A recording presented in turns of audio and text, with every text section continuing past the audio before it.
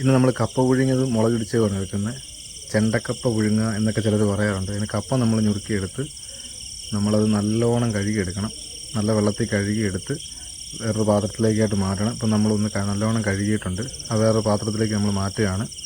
അതിലേക്ക് മാറ്റിയതിന് ശേഷം ഇത് നമ്മളൊരു കുക്കറിനകത്ത് വെച്ച് കപ്പ പുഴുങ്ങിയെടുക്കേണ്ടതായിട്ടുണ്ട്. അപ്പോൾ അതിനുവേണ്ടി നമ്മൾ കുക്കറിലോട്ട് ഇടുകയാണ്. കുക്കറിൽ മൊത്തം കപ്പ ഇട്ടതിന് ശേഷം ആവശ്യത്തിന് ഉപ്പിടുക.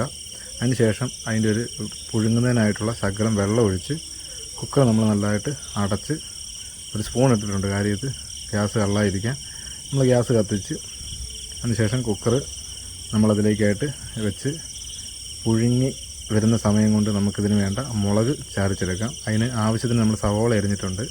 ഇനി അതിലേക്ക് നമുക്ക് ആവശ്യത്തിനുള്ള മുളക് പൊടി മാത്രം ഇടുക. മുളക് പൊടി ഇട്ട് അതിന് ശേഷം വാളംപുളി എടുത്തിട്ടുണ്ട്. അല്പം വിനാഗിരി നമ്മൾ ഒഴിച്ച് അതിന് ശേഷം ശകലം ഉപ്പും കൂടി ഇട്ട് ഇനി ആവശ്യത്തിന് വെളിച്ചെണ്ണ ഒഴിക്കുക. വെളിച്ചെണ്ണ കൂടി ഒഴിച്ച് നമ്മൾ ശരിക്കും മിക്സ് ചെയ്തെടുക്കണം.